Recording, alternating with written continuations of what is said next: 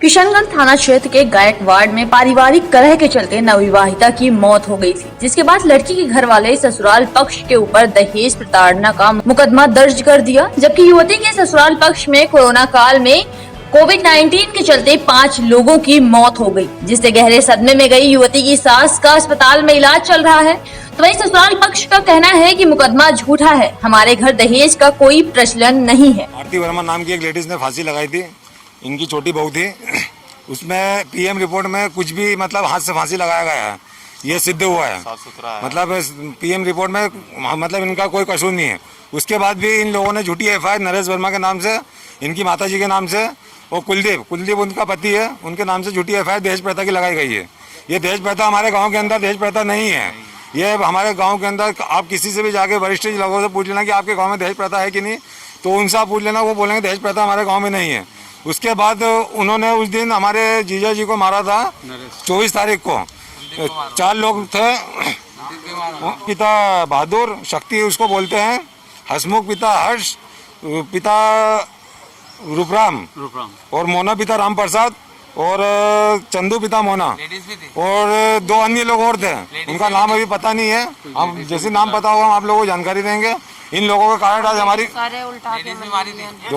ये मतलब क्या कोई भाई है, कोई मौसी का लड़का है, कोई क्या है। और इन लोगों की दादागिरी मंडियों में भी चलती है, पत्रकार लोगों को मारते हैं, उनके साथ अद्र व्यवहार करते हैं, अवैध वसूली भी करते हैं और दादागिरी कर रहे हैं। आज भी हमारी बहन इसी सदमे में यूनिक हॉस्पिटल में 4 दिन से एडमिट थी, 10-15 दिन से बीमार थी। अपन ने उसको एडमिट करा 4 दिन से, उसका वीडियो मेरे पास है।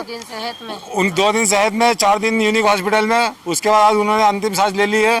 तो हमने यहाँ बोला कि हमारी कायमी करिए, तो यहाँ पुलिस प्रशासन बोल रही है हम इसकी जांच करके कायमी करेंगे और हमारी कोई सुनवाई नहीं हो रही है। अब आप आगे देखिए सर, हमने कल एसडीपी ऑफिस पे झूठे प्रकरण के लिए एसडीपी ऑफिस एसपी साहब को ज्ञान में डाला गया है कि सर हमारे नरेश वर्मा, उनकी माताजी और कुलदीप के खिलाफ झूठी एफआईआर हुई है, आप इसकी जांच कीजिए और आगे की कार्रवाई सर अच्छे स्तर पे बारीकी से जांच करके करिए। डीआईजी, आईजी ऑफिस, कलेक्टर साहब, एसडीएम साहब, तहसीलदार साहब, सब तक हम आवेदन लेके जाएंगे और धारणा करेंगे।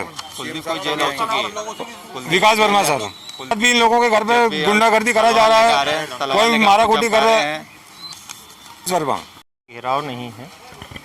दिनांक 24 मई 2021 को आरती नामक एक नवविवाहिता ने फांसी लगाकर अपनी जान दी थी और गायकवाड़ में जब वहाँ पर घटना स्थल का एफएसएल के द्वारा मुआयना किया गया था, पीएम कराया गया था। परिजनों के जो मायके पक्ष के जो परिजन हैं, उनके बयान के आधार पर 3 लोगों के ऊपर, 3 आरोपियों के ऊपर अपराध पंजीबद्ध किया गया था दहेज हत्या का। और परिजनों का ये आरोप था कि ससुराल पक्ष के लोगों के द्वारा, पति के द्वारा, सास के द्वारा, जेठ के द्वारा प्रताड़ना की गई है। इस कारण से हमारी बच्ची जो है मजबूर हुई आत्महत्या के लिए। इस कारण से अपराध पंजीबद्ध किया गया था 304B भारतीय दंड संहिता का और उसमें श्रीमान एसडीओपी साहब महू जांच कर रहे थे, विवेचना कर रहे थे। आरोपी पति की गिरफ्तारी भी हो चुकी है। अब आज जो लोग आवेदन लेकर के अपना आए हैं, उनका ये कहना है कि उसमें जो एक अन्य आरोपी है, जो जेठ है, उनकी पत्नी दहशत के कारण अस्पताल में भर्ती हुई और दहशत के कारण ही अंततः उनका इलाज के दौरान देहांत हुआ है।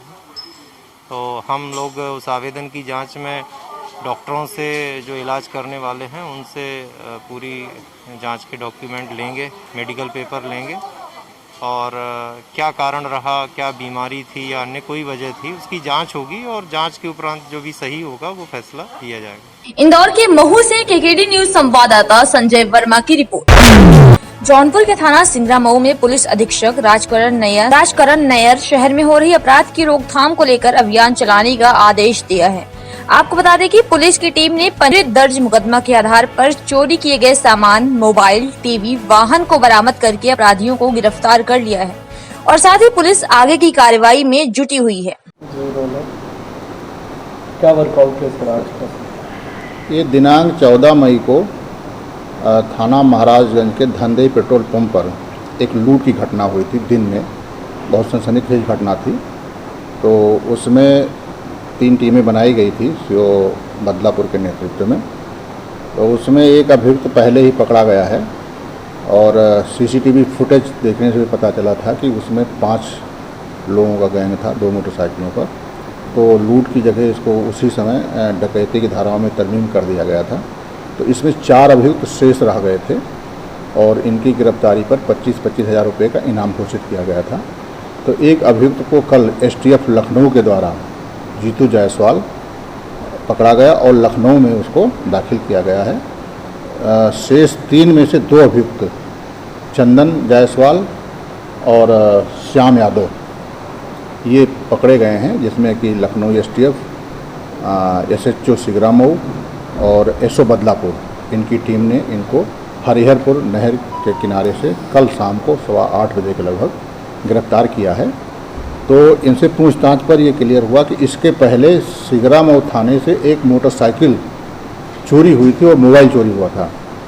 उसकी घटना को भी इन्होंने ही अंजाम दिया था और इस महाराजगंज के पेट्रोल पंप की लूट में वो मोटरसाइकिल भी प्रयुक्त हुई थी, जो कि इस समय श्याम के पास में है। तो सिगरामऊ की चोरी का मोबाइल इस बलजीत यादव से बरामद हुआ है।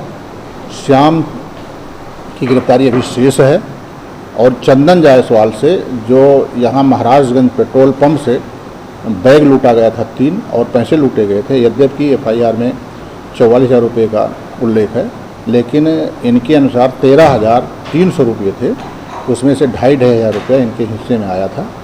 तो उसमें से अधिकांश पैसा खर्च हो गया है। 1,1100 रुपये इनसे बरामद हुआ है। इस लूट कांड में सर अब तक कितने लुटेरे गिरफ्तार किए जा चुके हैं और कितने तो क्या का इनाम था? इसमें पहला अभियुक्त जिससे घटना का अनावरण हुआ अनिल पाल, इसको स्थानीय पुलिस बदलापुर और सिगरामऊ ने बहुत पहले गिरफ्तार कर लिया था। 4 अभियुक्त शेष थे, उस 4 में से 4 पर 25,000 का इनाम था। एक अभियुक्त को कल लखनऊ में एसटीएफ ने गिरफ्तार कर लिया है, 2 को कल शाम को हमारी स्थानीय पुलिस और एसटीएफ ने गिरफ्तार किया है। तो 5 में से अब तक 4 गिरफ्तार हो गए हैं, मात्र एक अभियुक्त श्याम बचा हुआ है।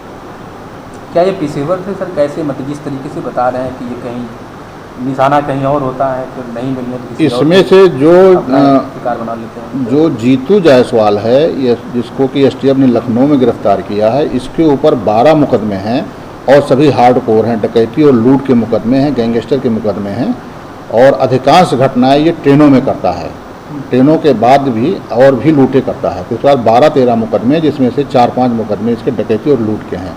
श्याम भी हार्डकोर क्रिमिनल है और बाकी ये जो है इनके खिलाफ भी ज़्यादा मुकदमे तो नहीं हैं, लेकिन ये उन्हीं के साथी हैं। घटनाएं कई किया है, ज़्यादा में भी इनका क्रिमिनल हिस्ट्री है नहीं। इस लूट कांड से सर कितना अपराध को लगाम लगेगा जौनपुर समेत आसपास के इलाकों में? निश्चित रूप से ये अंतर जनपदी गिरोह है, जिसने सुल्तानपुर, प्रतापगढ़ और हमारे जनपद जौनपुर में घटनाओं को अंजाम दिया है, साथ में रेलवे में भी घटनाओं को अंजाम दिया है।